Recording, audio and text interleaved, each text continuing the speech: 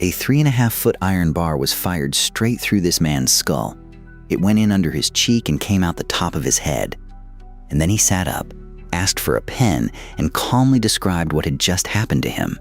The year was 1848. This is not a myth. This is one of the most documented medical cases in all of history. His name was Phineas Gage, and what happened inside his head would accidentally give birth to modern brain science. But to understand why this one accident mattered so much, you first have to meet the man before the bar. Because the most important part of this story is not the injury. It is who Phineas Gage was and who he became. Phineas Gage was a railroad construction foreman, and by every account, an exceptional one. He was 25 years old, strong, smart, and well-liked. His employers called him the most efficient and capable man they had. His job was to clear the way for the railroad by blasting through solid rock. It was precise, dangerous work, and Gage was trusted with it because he was careful, methodical, and reliable. Remember those words: careful, methodical, reliable. They matter later. The method was simple but unforgiving. You drill a hole in the rock. You pour in blasting powder. You add a fuse, then sand, and then you pack it all down tightly with a long iron rod called a tamping iron. Gage had a custom one made, smooth and tapered like a giant javelin. On September 13th, 1848, near Cavendish, Vermont, something went wrong. For a single, ordinary moment, Gage was distracted. He turned his head to speak to his men, and as he did, his iron rod scraped against the rock and struck a single spark. The powder ignited. The explosion fired the iron rod out of the hole like a cannon shot, straight up with enormous force. And Phineas Gage's head was directly in its path. The bar entered point first under his left cheekbone. It passed behind his left eye, tore up through the front of his brain, and exited clean through the top of his skull. It flew so high into the air that it landed dozens of feet away, smeared with what it had taken with it. By every law of medicine in 1848, Phineas Gage should have been dead before he hit the ground. A massive iron bar had just destroyed a huge portion of the front of his brain. And here is the first impossible thing. He did not die. He did not even lose consciousness. According to the witnesses, within minutes, Gage was talking. He sat up. He spoke to the horrified men around him. And he walked, with a little help, over to an ox cart. He rode nearly a mile back into town, sitting upright the entire way. When he arrived, he climbed out of the cart himself and sat on the porch of a hotel to wait for the doctor, making polite conversation with the gathering crowd. When the local doctor, John Martin Harlow, finally arrived, Gage greeted him with a line that has echoed through medical history. He looked up at the doctor and said, "Here is business enough for you." Dr. Harlow was a young, dedicated physician, and he did something genuinely heroic. He did not give up. In an age before antibiotics, before sterile surgery, before anyone understood infection, he cleaned the wound and committed himself to keeping this impossible patient alive. It was a brutal fight. Gage developed a severe infection.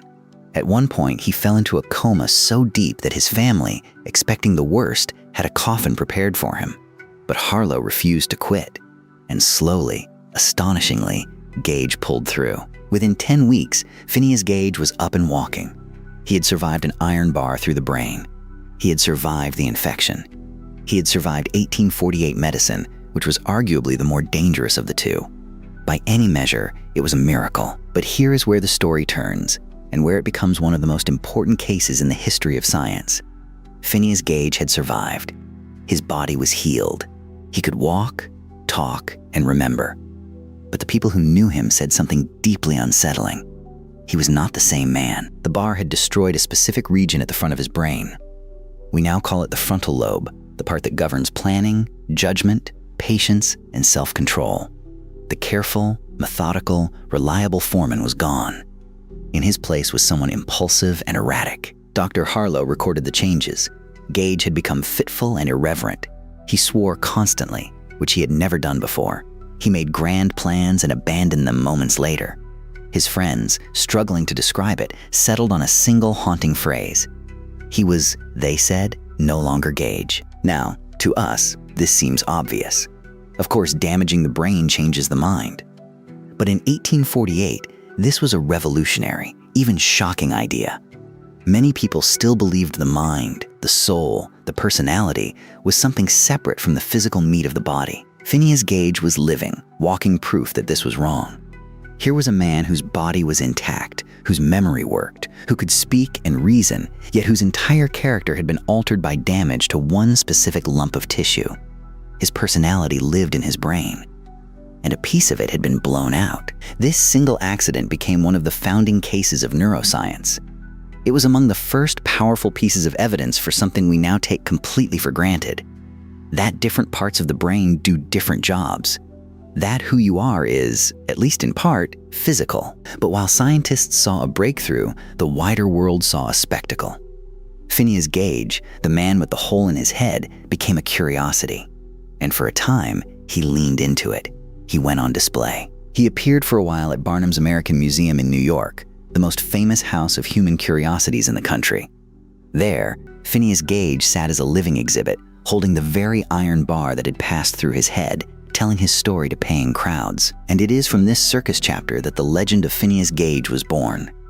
The story that got passed down through textbooks for over a century. The story of a good, decent man transformed by his injury into a violent, drunken, raving monster. A complete moral wreck. And here is the twist that almost no one knows. That legend is, to a large degree, a myth. The dramatic monster version of Phineas Gage was exaggerated, embellished, and in some tellings simply invented long after the fact. The real evidence we have, the careful notes from Dr. Harlow, who actually treated him, tells a very different and far more hopeful story. Yes, Gage changed dramatically right after the accident, but the personality changes appear to have been at their worst in the years immediately following. And then, over time, Phineas Gage got better. His brain, in a way that still amazes scientists today, appears to have slowly adapted. He learned to compensate. He rebuilt routines. He clawed back a functioning life from the wreckage. And here is the detail that destroys the monster myth completely. For several years, Phineas Gage worked as a long-distance stagecoach driver in Chile. Think about what that job actually requires. You have to manage a team of horses. You have to keep precise schedules. You have to handle money, passengers, and unpredictable danger on rough mountain roads, day after day, in a foreign country. This is not the job of a raving, incapable monster. This is the job of a careful, methodical, reliable man. The damaged frontal lobe had not erased Phineas Gage. It had knocked him down hard. But the man and the remarkable brain he had left had spent years quietly climbing back up. The monster of the textbooks had, in real life, gone back to work. Eventually, Gage returned from Chile and moved to California to live near his mother and sister.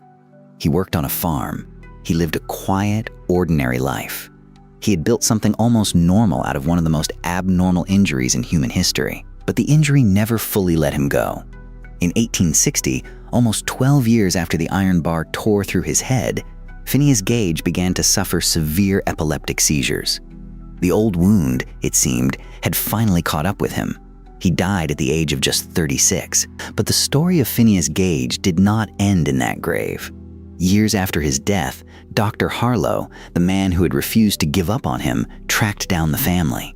He asked for one thing: Gage's skull and the iron bar. Harlow gave both to Harvard Medical School so that science could keep learning from them. And they are still there today. You can go and see them. The skull of Phineas Gage, with its impossible holes, sitting beside the very iron bar that made them. So what is the real lesson of Phineas Gage? It is not the cartoon version, the good man turned into a monster. The truth is quieter and far more important.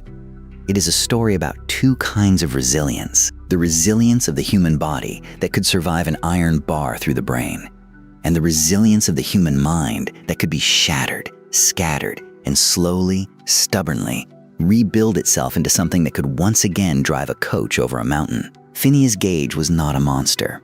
He was a man who was dealt the single most catastrophic blow a person can receive, and who spent the rest of his short life quietly putting himself back together.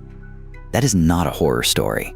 That is one of the most human stories there is. An iron bar went through his head and helped invent the science of the brain.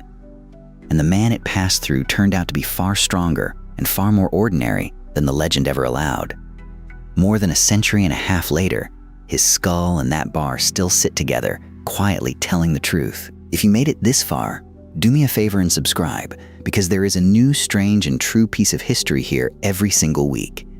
And tell me in the comments, what is the most impossible survival story you have ever heard? I will see you in the next one.